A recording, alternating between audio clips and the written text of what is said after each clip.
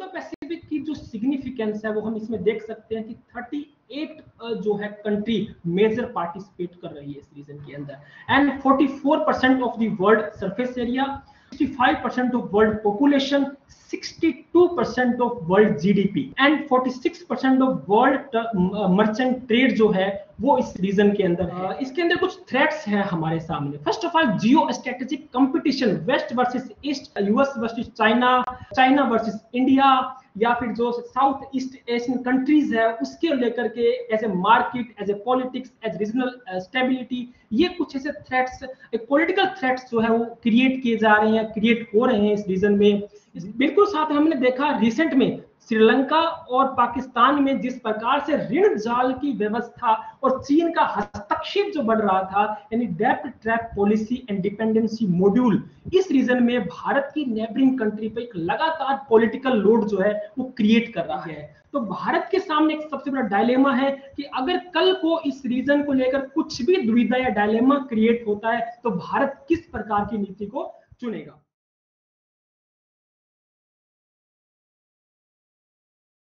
Thank you so much for giving me a great and graceful academic opportunity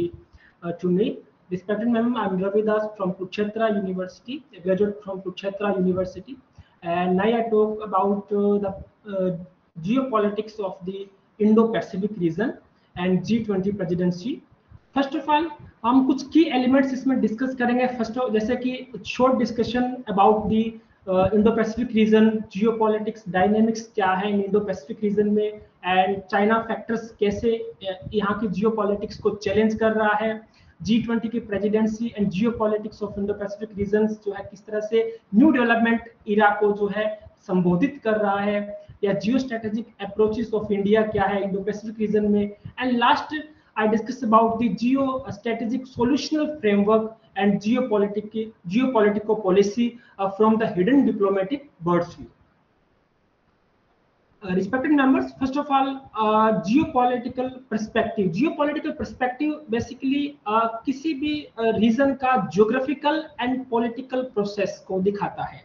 किसी भी country का, किसी भी nation का एक nationhood landscape होता है, और जियोपॉलिटिकल स्ट्रेटजी है उसी को संबोधित करता है। जियोपॉलिटिकल स्ट्रेटजी के विषय में क्योस डोट्स ने बहुत अच्छी बात कही है। उन्होंने कहा कि किसी भी रीजन का geographical frameworks, sense geographical frames to make a sense of world affairs and understand the future oriented way, ये जो थॉट्स है इसमें जो बैलेंस का काम कर रहा है वो जियोपॉलिटिकल स्ट्रेटजी करता है। जियोपॉलिटिकल स्ट्रेटजी के अंदर हम भारत के अगर भू रणनीति की बात करें तो इंडो पैसिफिक एक ऐसा क्षेत्र है जहां भारत लगातार जो है इसमें काम करता जा रहा है। इंडो पैसिफिक रीजन के Indo Pacific as a given concept by Japanese prime minister Shinzo Abe in 2006-7 and 2013 में ऑस्ट्रेलियन गवर्नमेंट ने इस पे एक व्हाइट पेपर इशू करता है जो कि इंडो पैसिफिक की कमिटमेंट को दिखाता है कि वर्ल्ड एक्सेप्टेंस जो है वो इस रीजन को मिलती है। इंडो पैसिफिक बेसिकली जो इंडो पैसिफिक जो है वो इंडियन एंड पैसिफिक ओशियन को संबोधित कर रहा है, या इंडियन एंड जो पैसिफिक का जो ट्रॉपिकल रीजन है उसमें आने वाले जो देश है उनका एक समूहबद्ध विचारधारा या वहां की जो रणनीतिक मंच के रूप में एक जो प्रवाह है उसको संबोधित करता है। इंडो पैसिफिक की जो सिग्निफिकेंस है वो हम इसमें देख सकते हैं कि 38 जो है कंट्री मेजर पार्टिसिपेट कर रही है इस रीजन के अंदर, and 44% of the world surface area, 65% of world population, 62% of world GDP and 46% of world merchant trade जो है वो इस रीजन के अंदर है। यानी global hotspot of the geonomics and geopolitics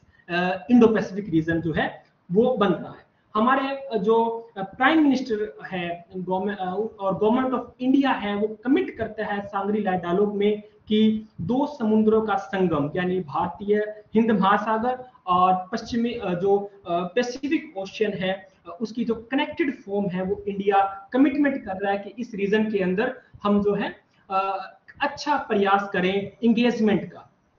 Basically, Indo-Pacific 21st century Indo-Pacific region as an emerging center of power politics due to the geopolitical and geostrategic significance. Indo-Pacific as a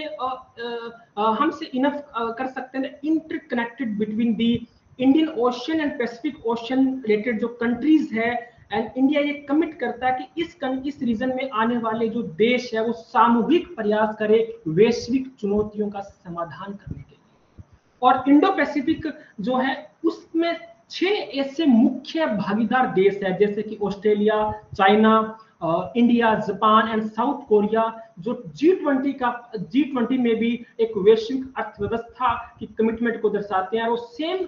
Indo Pacific reason को भी जो है वो acceptance देते हैं और इस region के अंदर लगातार जो है भारत के साथ मिलकर के जो है कार्य करे। Basically I define what is G20. G20 is the premier form of international economic cooperation. It's playing an important role in the shaping and strengthening global architecture of economy, governance and जो governance and policy linkage on the all major international economic जो issues है उनको संबोधित करने वाला एक 20 प्रमुख अर्थव्यवस्थाओं का एक समूह जो है G20 है। इसमें से जो अगर आप मैप में देख पा रहे हो तो G20 कंट्रीज के अंदर जो डार्क रेड रीजन जो है कंट्रीज को जो दिखा रहे हैं वो G20 को हम दर्शाते हैं। बेसिकली G20 में से मेजर जो हमने बात की कि जो 6 कंट्री है इसके साथ वो रीजन्स जिन्होंने इंडो पैसिफिक को गवर्नमेंट लेवल पर मान्यता दी है, अगर उनकी संख्या को जोड़ लिया जाए तो G20 में से 12 ऐसे देश 2023 में हो चुके हैं जो इंडो पैसिफिक रीजन को एज ए सिक्योरिटी आर्किटेक्ट जो है वो जो है मान्यता दे रही है। In the view of changing geopolitical outlook at the present, the importance of region has steadily increased in the maintaining of the regional stability. India की अप्रोच क्या है? तो फर्स्ट ऑफ ऑल इंडिया ने वेल डिफाइन कर दिया है कि India की कमिटमेंट है इंडो पैसिफिक को लेकर the west part of Africa to east part of Africa लेकर वेस्ट पार्ट ऑफ अमेरिका, यानी कि इस रीजन को इंडिया ने एक्सेप्ट किया है और कमिट किया है कि हमारा इंडो पैसिफिक रीजन जो है वो इस रीजन में है और इस रीजन में आने वाले देशों के साथ हम अपनी पॉलिटिकल, इकोनॉमी एंड स्ट्रेटेजिकल जो अलाइनमेंट्स हैं वो इंक्रीज करेंगे। बेसिकली इंडिया चाहता है कि इस रीजन में अपनी कमिटमेंट्स के साथ साथ वो इंक्लूसिवनेस, ओपननेस एंड क्वालिटेटिव जो इंक्लूजन ग्रोथ है वो भी हो। इसके साथ साथ वो जो पॉलिटिक्स रिलेटेड जो डेवलपमेंट है वो ऐसे समावेशी दृष्टिकोण के साथ किए जाए जिसमें सभी देशों का समान हित भी हो और सभी की सॉवरेनिटी जो है उसको विद रिस्पेक्ट जो है वो ऑल डिस्प्यूट्स जो है उनको रिसॉल्व किया जाए। Basically geopolitical dynamics of the Indo Pacific की हम बात करें, इसके अंदर कुछ थ्रेट्स हैं हमारे सामने। First of all geostrategic competition, west versus east, US versus China and China versus India, या फिर जो साउथ ईस्ट एशियन कंट्रीज है उसके लेकर के as a market, as a politics, as regional stability, ये कुछ ऐसे थ्रेट्स, एक पॉलिटिकल थ्रेट्स जो है वो क्रिएट किए जा रहे हैं, क्रिएट हो रहे हैं इस रीजन में। इसके अलावा जो चाइना की जो मिलिट्री इंगेजमेंट्स है इस रीजन में वो लगातार बढ़ रही है। Hotspot of the non traditional issues है इंडो पैसिफिक में, और जो वेस्टर्न कंट्रीज के इंटरेस्ट है due to the natural resources, due to this politics and इस रीजन की जो ग्लोबल एक्सेप्टेंस है वो कवर करते हुए इस रीजन को लेकर के यहाँ की जो जियोपॉलिटिकल डायनेमिक्स है वो लगातार चेंज हो रहे हैं। एंड इसके साथ अगर हम इंडिया को देखें तो इंडिया के सामने एक बहुत बड़ा डायलेमा आता है, neighbouring country versus the external power. India कभी कभी आप देखते हैं, हम सभी देखते हैं कि अगर हमारे पड़ोसी देश हैं और वर्सेस जो बाहरी या जो दूर की पावर्स है जैसे अमेरिका है या यूरोपियन यूनियन के कंट्रीज है, उनमें जो प्राथमिकता देने जैसे मुद्दे हैं वो भारत में हिडन डिप्लोमेटिक बर्ड्स व्यू में क्रिएट होते दिखते हैं। जैसे कि लगातार यूएस जो है वो इस रीजन के अंदर अपने जो द्वीप है उनको महत्ता दे रहा है। लगातार जो यूरोपियन कंट्रीज है वो इस रीजन में जो है अपनी एक्सेप्टेंस को क्रिएट कर रही है। तो भारत के सामने एक सबसे बड़ा डायलेमा है कि अगर कल को इस रीजन को लेकर कुछ भी दुविधा या डायलेमा क्रिएट होता है तो भारत किस प्रकार की नीति को चुनेगा। एट द सेम टाइम हम देखते हैं कि सेम टाइम इस रीजन में कुछ ऐसे चैलेंजेस जिनको एड्रेस करना बहुत जरूरी है, और उसके कारण G20 की प्रेसिडेंसी में इंडो पैसिफिक रीजन जो है एक होप स्पॉट या एक हॉट स्पॉट के साथ एक होप स्पॉट जो विजन है वो क्रिएट करता है इंडिया का।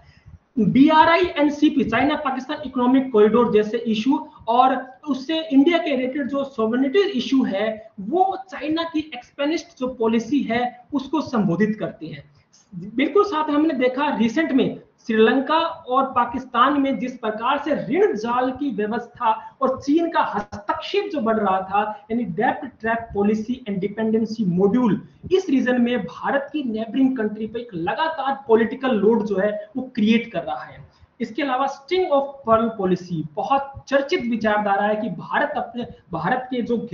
को हिंद महासागर के अंदर घेरने की नीति यानी establish of military bases in the Indian ocean region, ये चाइना लगातार इसमें अपना इन्वेस्टमेंट जो है वो बढ़ा रहा है। साउथ चाइना सी है या इससे रिलेटेड जो इशू है other Philippines, Japan, South China Sea related जो कंट्रीज है, या अगर northern part of Indonesia, Sumatra करें, मलक्का डायलेमा है, इस रीजन में चाइना के हस्तक्षेप वो बढ़ते जा रहे हैं। अगर इस मैप को अगर मैं आपको दिखाने का प्रयास करूं तो जो ऊपर की जो अनडॉटेड लाइन है ये चाइना का सिल्क रूट की जो विजन है उसको क्रिएट कर रहा है। चाइना वो क्षेत्र जो है जिसके अंदर चाइना जर्मनी में ड्यूशोबर्ग से लेकर के मॉस्को से फिर Istanbul, Tehran, Samarkand, Bishkek, Almaty, Khorgos, उरुकमी और लजी और फिर सियान प्रांत तक वो अपने सिल्क रूट जो है उसको दोबारा से रिन्यू करने का कर रहा है। ये चीन की महाद्वीपीय रणनीति का हिस्सा है। इसके अलावा अगर आप जो डॉटेड लाइन से देखेंगे तो ये चीन की मेरीटाइम पॉलिसी को क्रिएट करता है, जिसका कुछ हिस्सा स्ट्रिंग ऑफ पर्ल पॉलिसी में आता है कि इसमें इंडिया जो है लगातार भारत के बिल्कुल नीचे के अगर देखेंगे तो फुजू है, जियोनसिंग है, हेकाकू है, फिर वियतनाम का जो ईस्ट साउथ पार्ट्स है, और इसके अलावा मलेशिया से होते हुए करा कैनाल से होते हुए श्रीलंका का कोलंबो हबनटोटा बंदरगाह को हमने देखा, पाकिस्तान में ग्वादर बंदरगाह है, और हॉर्न ऑफ अफ्रीका में जो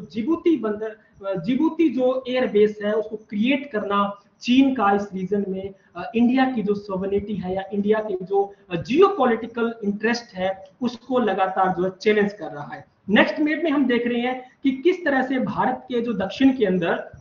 जो चीन है वो मिलिट्री बेस क्रिएट कर रहा है। रिसेंटली हमने देखा कि नासा के कुछ ऐसे रिमोट सेंसिंग जो सैटेलाइट इमेजेस हमने देखी जहाँ क्लियर शो हो रहा है कि इंडिया जो चाइना है वो लगातार इन रीजन में अपनी मिलिट्री एंगेजमेंट्स को बढ़ा रहा है। जैसे हम देखें तो पाकिस्तान में अगर हम अभी देखें, हम ग्वादर के अंदर बात कर रहे हैं, या पोर्ट ऑफ कराची है, पोर्ट ऑफ दुक्कम इधर रिसेंट में वेस्ट में देखेंगे। इसके अलावा जो मारवा अटोल है नीचे मलेशिया के सदर्न पार्ट में, या पोर्ट ऑफ कोलंबो श्रीलंका में, पोर्ट ऑफ हबनटोटा श्रीलंका में, या फिर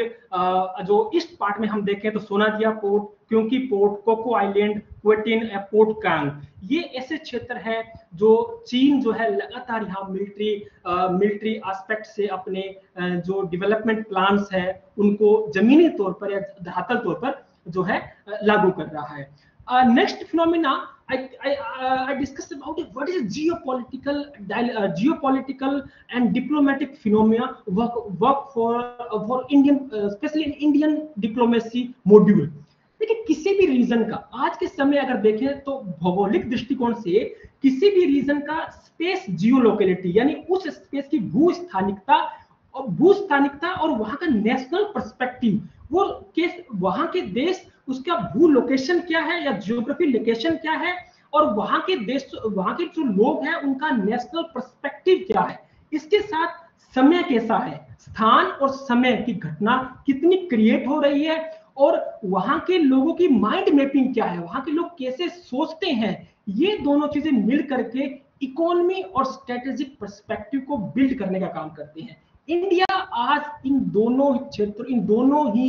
घटनाओं को मिलाकर के अपनी G20 की प्रेसिडेंसी में अपनी जो भूमिका है, अपनी जो लीडरशिप है उसको क्रिएट कर रहा है। कैसे हम देखते हैं कि किसी भी रीजन का या इंडो पैसिफिक रीजन की हम बात करें तो इंडो पैसिफिक रीजन की अगर हम ज्योग्राफिकल पर्सपेक्टिव से देखें तो इंडियन एंड पैसिफिक ओशियन अगर इसका इंटीग्रेटेड स्ट्रक्चर पार्ट आप देखेंगे तो यहाँ की जियोनॉमिक्स 38% हमने बात किया था कि 38% जो ट्रेड वॉल्यूम ऑफ ट्रेड है, या 46% जो हमने बात की थी कि वर्ल्ड की जीडीपी क्रिएट हो रही है, 65% ऑफ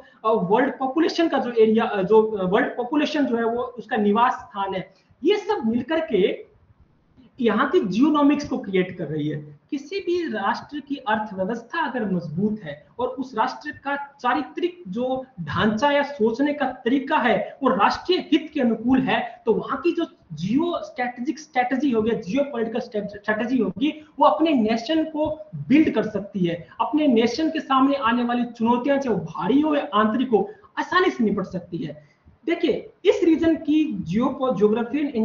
अगर ज्योग्राफी की जो इंटीग्रेटेड स्ट्रक्चर हम देखते हैं तो यहाँ का एक स्टैंडर्ड ऑफ इमरजेंस हमें देखते हैं, वो लगातार इंप्रूव हो रहा है। कैसे? इंडो पैसिफिक रीजन में भारत के लगातार हस्तक्षेप करने और G20 की मीटिंग में इंडो पैसिफिक विजन को मान्यता देने से जो रीजनल पावर्स है वो क्रिएट हो रही है। अब जो देश अपनी इकोनॉमी को लेकर के कभी ये डर था, भय था कि वो जियोनॉमिक्स या जियोपॉलिटिकल पॉलिसी नहीं क्रिएट करते थे, बात नहीं रखते थे, वो लगातार इस क्षेत्र में काम कर रहे हैं और ये सब मिलकर एक कनेक्टेड फॉर्म या इंटीग्रेटेड स्ट्रक्चर जो वो क्रिएट कर रहा है। इस क्षेत्र में दो ऐसे डायमेंशन है जिसपे हमें चर्चा बहुत जरूरी है करना। देखिए, किसी भी रीजन का ज्योग्राफिकल अपॉर्चुनिटी बहुत जरूरी होता है। हम लास्ट में डिस्कस करेंगे कि किस तरह से भारत की जियोपॉलिटिकल अपॉर्चुनिटी ने भारत के अंडमान महाद्वीप में एक द्वीपीय रणनीति का सिद्धांत ला दिया है।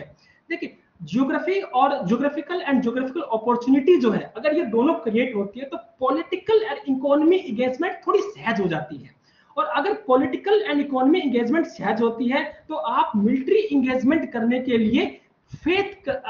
क्रिएट कर सकते हैं, राष्ट्रों में परस्पर विश्वास आ सकता है, जिससे आपका जो जियो स्ट्रेटेजिक एंगेजमेंट्स है वो क्रिएट आप कर सकते हैं। इस रीजन में इसके लिए इंडिया रिसेंट में काम कर रहा है अमायन प्रोजेक्ट, एक्सपोर्ट बेस्ड पॉलिसी। हम रिसेंट में सदर्न एशिया पार्ट जो ताइवान है, वियतनाम है, वहां हम डिफेंसिव मॉड्यूल्स को निर्यात कर रहे हैं। हम कह रहे हैं कि आप इस रीजन में peaceful security and peaceful environment create करने के लिए प्रयास कीजिए, और भारत लगातार इन देशों को सहायता कर रहा है। अगर सेम इस विजन को अगर दूसरी तरफ देखें तो अब पावर पॉलिटिक्स जो है वो ईस्टवार्ड शिफ्ट हो रही है, वेस्ट टू ईस्ट की तरफ। जैसे एक समय था पैक्स ब्रिटेनिका मतलब ब्रिटेन का राज था, ब्रिटेन की नीतियां थी, ब्रिटेन के सिद्धांत थे, ब्रिटेन की पॉलिसी थी। हमने ज्योग्राफी में देखा, हमने पॉलिटिकल में देखा कि किस तरह से मैकेंडर जैसे विद्वान, जिनका हार्टलैंड जो थ्योरी है वो उन्होंने वर्ल्ड पावर्स को क्रिएट किया, वर्ल्ड पावर सिस्टम को इस्टेब्लिश करने में सहायता दी। दूसरा समय आता है पैक्स अमेरिकाना के अंदर अमेरिका यानी एक ध्रुवीय राज या एक ध्रुवीय पूंजीवादी अर्थव्यवस्था को प्रकट करने का लिए पैक्स अमेरिकाना की हमने जो है वर्ल्ड एनवायरनमेंट क्रिएट होते देखा। अब बात आती है पैक्स सिनिका, और पैक्स सिनिका के कुछ चैलेंजेस है जो प्रीवियस पावर्स के साथ से अलग है। जैसे कि जो एक्स पावर्स थी वो अपने राज के साथ अपनी पॉलिसीज के साथ वेलफेयर अप्रोच से भी काम करती थी, या वो जो है वेलफेयर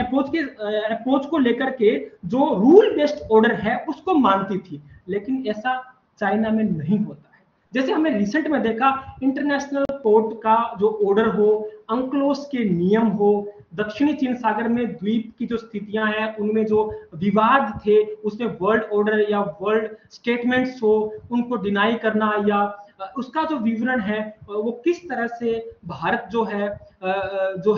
उसको क्रिएट कर रहा है, ऐसी चीजें हमें देखने को मिलती है। देखिए, इस रीजन में the US Indo Pacific strategy की अगर बात करें तो किस तरह से जो चीन है वो अपने मेरीटाइम सिक्योरिटी और जो सिल्क रूट है उसको लेकर के आगे बढ़ रहा है। तो भारत क्वाड जैसे जो संगठन है उनके माध्यम से आगे बढ़ रहा है। क्वाड में हम देख रहे हैं जापान, इंडिया, ऑस्ट्रेलिया, यूएस जैसी कंट्री जो है वो किस तरह से इंगेज हो रही है, किस तरह से वो अपना political and geo strategic vision जो है वो रखते हैं, या एक स्ट्रेटेजिक जो संवाद है उन देशों में वो क्रिएट होते हैं। नेक्स्ट मैप में हम देखेंगे कि जो आप ये जो नीचे का विजन है आपको अगर रेड जो लाइन में आपको दिखेंगे, तो ये जो रीजन है ये ओवरलैंड जो सिल्क रोड था, और नीचे के जो रीजन जो मेटाइम था, अब इसके खिलाफ जो है भारत जो है लगातार जो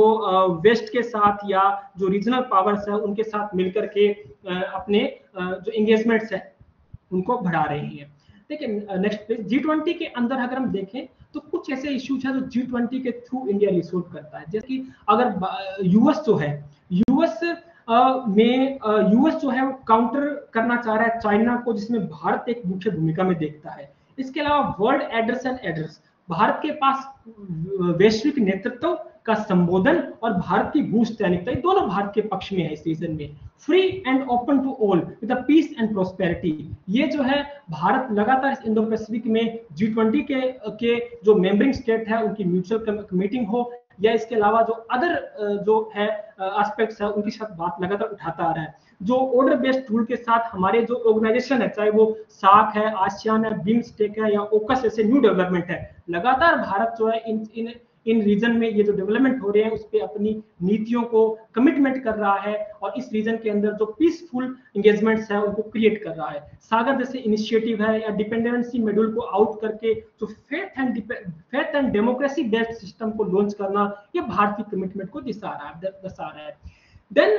इसके अलावा कुछ ह्यूमैनिटेरियन एड्स है and humanitarian aids for the various country. हम देखें कि नेचुरल डिजास्टर का हो या कोविड-19 के समय हो, किस तरह से भारत ने साउथ एशियन कंट्रीज के साथ या अफ्रीकन कंट्रीज के साथ अपनी ह्यूमैनिटेरियन एड्स को जो है बहुत जल्दी और तत्काल पहुंचाने का कार्य किया था। यह भारत की सॉफ्ट डिप्लोमेसी को दर्शाता है। हम देखते हैं कि इस रीजन के अंदर भारत की सॉफ्ट डिप्लोमेसी से हमारे जो इकोनॉमी और हमारी जो पॉलिटिकल एंड सिक्योरिटी लिंकेजेस है वो बहुत ज्यादा मजबूत हो रहे हैं। हमारे जो इस रीजन में जो हमारे इंटरनल और एंगेजमेंट जो ऑफेंस है हम उनको क्रिएट कर पा रहे हैं। अगर आप नेक्स्ट पीपीटी में देखेंगे तो इंडिया अपनी प्रेजेंस जो है वो लगातार इस रीजन में किस तरह से दर्शा रहा है। काउंटर में हम ईरान से UAE, Oman, Seychelles, Mauritius, Madagascar देख रहे हैं। श्रीलंका में चाहे हमें जो हमारा जो पेट्रोलिंग मॉड्यूल्स है जो हम बोर्ड से करते हैं उसको अपडेट करना हो, या डियागार्शियो आइलैंड है उस पे अमेरिका के साथ हमें से कॉमकोसा से लेकर के लाकोसा जैसे जो समझौते थे जिसमें हम वहाँ की मिलिट्री जो बेसेस थे उनको यूज करना हो, या मालदीव, अंडमान निकोबार को किस तरह से मॉडर्नाइज किया जा सके मिलिट्री एस्पेक्ट से, ये इंडिया जो है लगातार इस रीजन के अंदर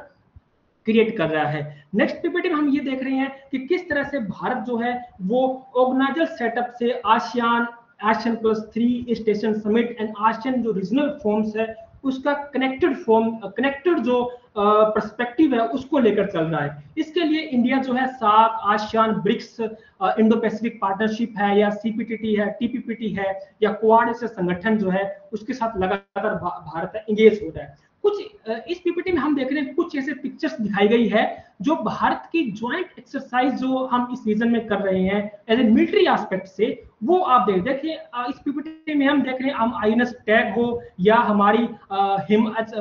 जो HMS सिंधु है, आईएनएस किल्टन है, ये ऐसे हमारे जो है युद्ध पोत है जिनको हमने उतारा है इंडो पैसिफिक रीजन में कि भारत जो है ये संदेश दे सके विश्व को कि हम चुनौतीपूर्ण घटनाएं घट रही है इस रीजन में उनका समाधान भी कर सकते हैं। नेक्स्ट पीपीटी में हम कुछ ह्यूमैनिटेरियन एड्स देखते हैं कि किस तरह से भारत ने कोविड-19 के समय जो है इस रीजन के जो देश है उनको हेल्प किया, जो भारत की सॉफ्ट डिप्लोमेसी को भी शिफ्ट कर रहा है भारत की जो विदेश नीति है उसके अंदर एक इंपॉर्टेंट एज ए पार्ट के रूप में। नेक्स्ट पीपीटी हम ये देख रहे हैं कि किस तरह से भारत जो है इस रीजन की बहुत महत्वपूर्ण कंट्रीज जैसे Australia, Bangladesh, Brazil, south Africa, Indonesia, Israel, Japan या मलेशिया, सिंगापुर, श्रीलंका, थाईलैंड के साथ अपने जो विजन है, अपने जो मिलिट्री एक्सरसाइज है उसको लगातार जो है इसमें पार्टिसिपेट कर रहा है, चाहे मिलन अभ्यास हो, जिमेक्स जैसे अभ्यास हो, जो है वो कर रहा है। भारत के अगर हम भारत की position, location and global acceptance को देख कर हम कह सकते हैं कि India will be the diamond junction indicator of the arrival, destination, departure of the world economy, politics and diplomatic routes in the Indo Pacific region. Because of India अगर Indo Pacific region के साथ G20 की members को एक साथ common consent में लाता है, तो इंडिया अपनी जो choice of priority would be possible neighbouring country versus external जो पावर्स है उनको नेगोशिएट कर सकता है, उनको समाधान कर सकता है, और जो एक्ट ऑफ गाइडेंस है geopolitical and strategic economic presence की जो चैलेंजेस है उनका हम अच्छे से समाधान कर सकते हैं। अगर हम कंक्लूजन की बात करें तो इंडिया ने काफी अच्छा प्रयास किया है इस क्षेत्र में, जैसे कि हमने मिनिस्ट्री ऑफ एक्सटर्नल अफेयर्स में इंडो पैसिफिक डिवीजन का गठन किया है, लेकिन कुछ ऐसे इश्यूज हैं जिनको अभी संबोधित करना बहुत जरूरी है। जैसे कि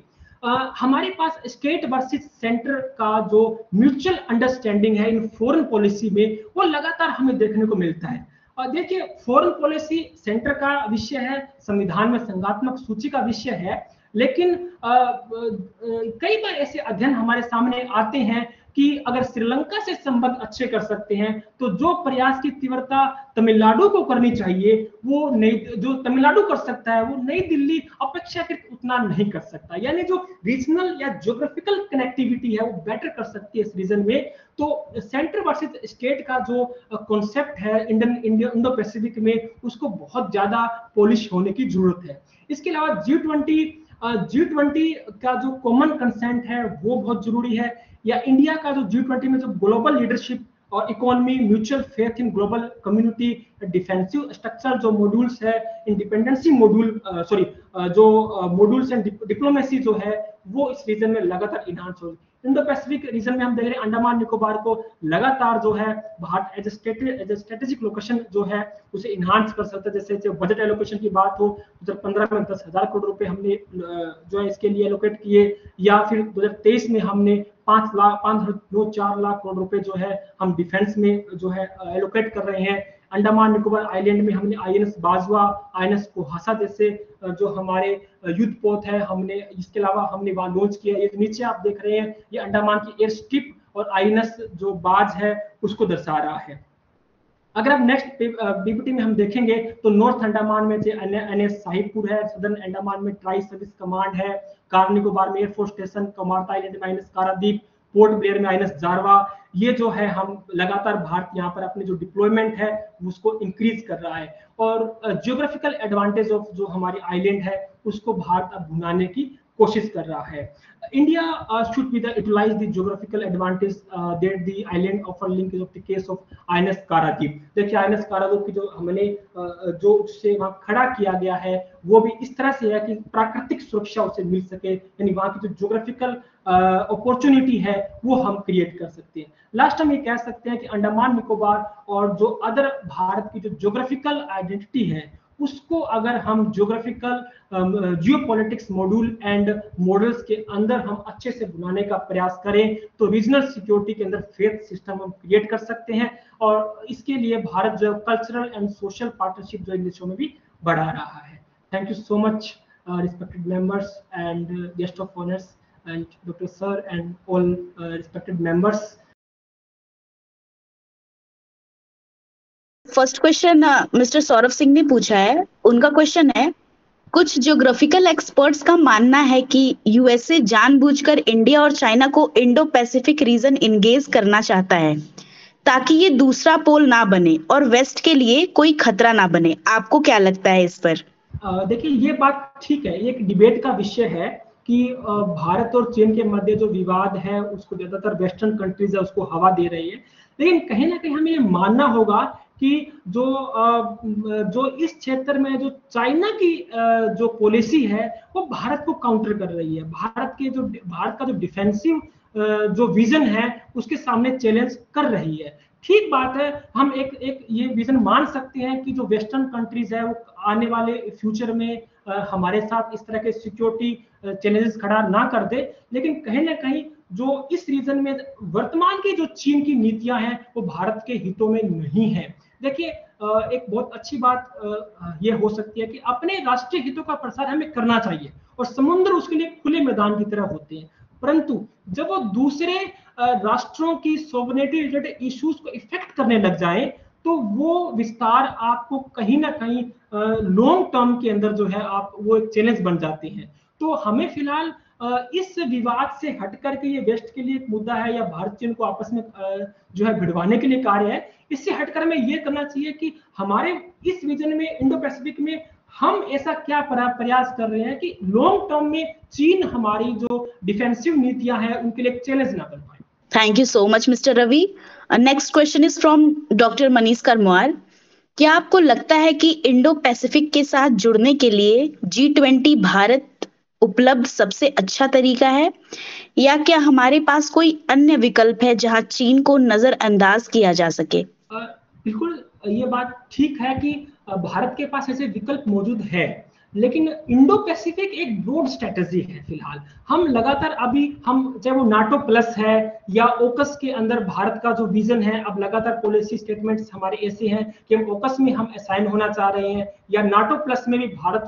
वो असाइन हो सकता है। तो ऐसे विकल्प तो है, लेकिन इंडो पैसिफिक जो है भारत की जियो लोकेलिटी को जो है वो संबोधित कर रहा है, और भारत की जियो लोकेलिटी के लिए जो ज्योग्राफिकल अपॉर्चुनिटी है वो इंडो पैसिफिक में बहुत ज्यादा है। तो इंडो पैसिफिक में भारत इस क्षेत्र में जो है अपनी नीतियों के माध्यम से या अपनी जियो लोकेलिटी की जो भूमिका है उसके माध्यम से उस नीतियों के चलते अपना अच्छा प्रयास कर सकता है। वन क्वेश्चन फ्रॉम मिस आकृति। क्या चाइना भी इंपेरियलिज्म या न्यू इंपेरियलिज्म को फॉलो कर रहा है आज इस रीजन में? कह सकते हैं, फिलहाल जो वहां की नीतियां हैं उन नीतियों के अकॉर्डिंग हम ये कह सकते हैं, लेकिन मुझे लगता है कि इसमें अगर हम इंपेरियलिज्म की बात करें उससे ज्यादा जरूरी है जियो लोकेलिटी बेस्ड स्ट्रेटजी की। और देखिए जिस तरह से कैपिटलिज्म सोशलिज्म से आगे अब निकल चुका है dilemma of thought, dilemma of diplomatic concerns, उसी तरीके से हम कह सकते हैं कि अब इंपेरियलिज्म से ज्यादा अगर आगे की बात करें तो हम जियो स्ट्रेटेजिक अप्रोच है वो ज्यादा फॉलो कर रहा है चाइना इस रीजन में। Okay, thank you so much mister Ravi. आपने बहुत अच्छे से सारे प्रश्नों का जवाब दिया। अब एक प्रश्न हमारे तरफ से GSTS प्लेटफॉर्म से कि आपका क्या एक्सपीरियंस रहा पूरे आपके प्रिपरेशन में, जो आपने प्रिपेयर किया फॉर योर टॉक GSTS के लिए, अपना एक्सपीरियंस बताइए। देखिए बहुत शानदार एक्सपीरियंस है, बिकॉज फ्लड सिचुएशन है या हमारे यहाँ रीजनल टेंशन जो है वो क्रिएट हुई पड़ी है, उसको चलते जो नेटवर्क के इश्यू लगातार बढ़ रहे थे, लेकिन डॉक्टर मनीष करमवार सर की गाइडेंस में GSTS के जो मेंबर्स थे उनकी जो लगातार उनका सहयोग मिल रहा था, तो बीच में जो नेटवर्क इश्यूज तो हो रहे थे उनको ठीक करना, दोबारा से सुनना, टॉक को सुनना, अपडेट करवाना, मैपिंग अपडेट में, तो बहुत कुछ सीखने को मिला। फर्स्ट ऑफ ऑल तो ये मेरी फर्स्ट टॉक है, तो मुझे ये बहुत अच्छा लगा कि मैंने अपने आप को अपने विजन को अच्छे से प्रेजेंट किया। तो thank you so much GSTS and all respected members and specially honour of the guest कि आपने बहुत धैर्य से विचारों को सुना समझा। Thank you so much.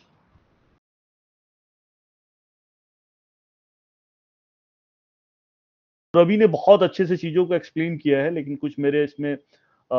अलग पॉइंट्स है जिसको मैं ऐड करना चाहूंगा। रवि ने काफी मेहनत भी करी है, लेकिन रवि इसमें एक बात आपको समझना है कि आप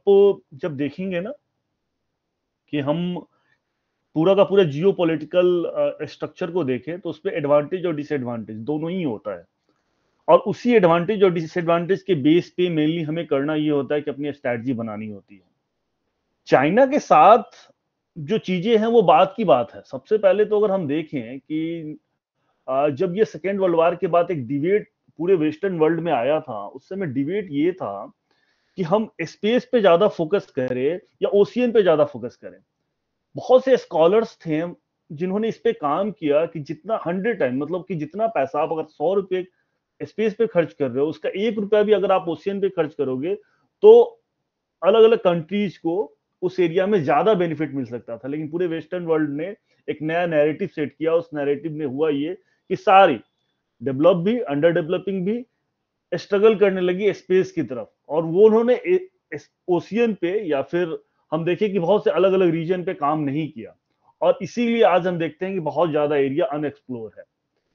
अब हम आते हैं कि इसमें अब चाइना जैसी कंट्रीज को एडवांटेज क्या मिलता है? चाइना जैसी कंट्रीज को एडवांटेज ये मिलता है कि चूंकि वो अनएक्सप्लोर है, लेकिन नेचुरल रिसोर्स या इकोनॉमिक्स बेनिफिट अभी भी वहां पे अनलिमिटेड है। तो अनलिमिटेड है तो हम देखते क्या है कि चाइना ने इस चीजों को समझा भी और उन्होंने इस चीज को यूज करना शुरू किया। अब इसमें डेवलप कंट्री या वेस्टर्न वर्ल्ड जो है, उन वेस्टर्न कंट्रीज ने अब ये देखा कि जब चूंकि चाइना इस फील्ड में आ रहा है, चीजों को एक्सप्लोर कर रहा है, क्लेम कर रहा है, मेनली हम देखें पैसिफिक रीजन में जब वो क्लेम कर रहा है, तो फिर वैसे में अब वेस्टर्न वर्ल्ड ने, जिसको हम सिंपली समझें कि वेस्टर्न जो लिबरल कंट्री जैसे यूएसए, ब्रिटेन, फ्रांस, ऑस्ट्रेलिया, इन कंट्रीज का जो लिबरल कंट्रीज का जो अपना एक अलायंस है, वो चाहते हैं कि अब इस रीजन में हम भी क्लेम करें, स्पेशली जो उनके रिसोर्स हैं।